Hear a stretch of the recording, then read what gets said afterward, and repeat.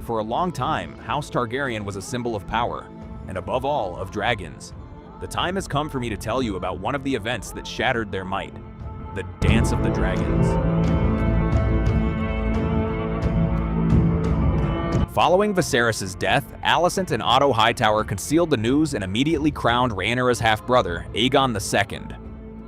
This led to two separate coronations, Aegon's in King's Landing and Rhaenyra's on Dragonstone.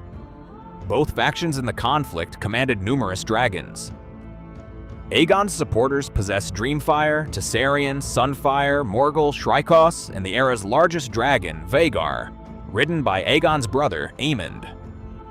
Meanwhile, Rhaenyra's supporters held Syrax, Daemon's Caraxes, Rhaenys' Melees, Sea Smoke, Moondancer, and the three smaller dragons belonging to Rhaenyra's eldest sons, Jacaerys' Vermax, Lucerys' Arax, and Joffrey's Tyraxes. Naturally, Vermithor and Silverwing later joined the Black faction. The Targaryen Civil War begins.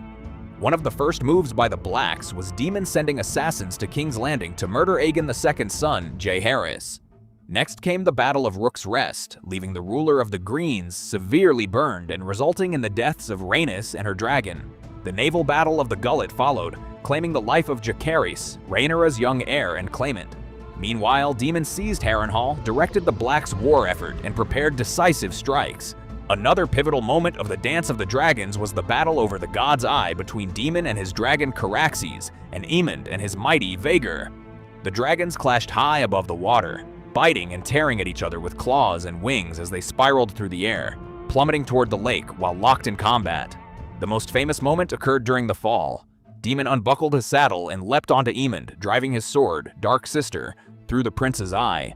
Both dragons then plunged into the depths of the lake, and Daemon's body was never found. Aegon's faction is severely weakened, and the tide of the war begins to turn in Rhaenyra's favor. The Blacks' next move is to capture King's Landing and establish Rhaenyra's rule, while the wounded Aegon flees. Her reign becomes brutal. Hunger, chaos, and public resentment mount. Rebellion and hostility toward dragons erupt in the city, culminating in an assault on the dragon pit that results in the death of Rhaenyra's dragon, Syrax. The queen flees to Dragonstone to regroup. Due to the betrayal of two dragon riders, Hugh Hammer and Ulf White, as well as other key allies such as Alfred Broom and Larys Strong, Rhaenyra was captured by Aegon II and subsequently devoured alive by his dragon, the gravely wounded Sunfire, before the eyes of her son, Aegon III. The king's victory was short-lived, however, as his most important allies, including Otto Hightower, Criston Cole, and Aemond, were already dead.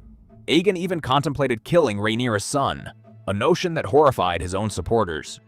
Fearing both the king himself and the army marching from the north under the command of Rhaenyra's ally, Cregan Stark, they reportedly decided to poison Aegon II and bring the war to an end. The only remaining viable candidate for the throne was young Aegon III, Rhaenyra's son.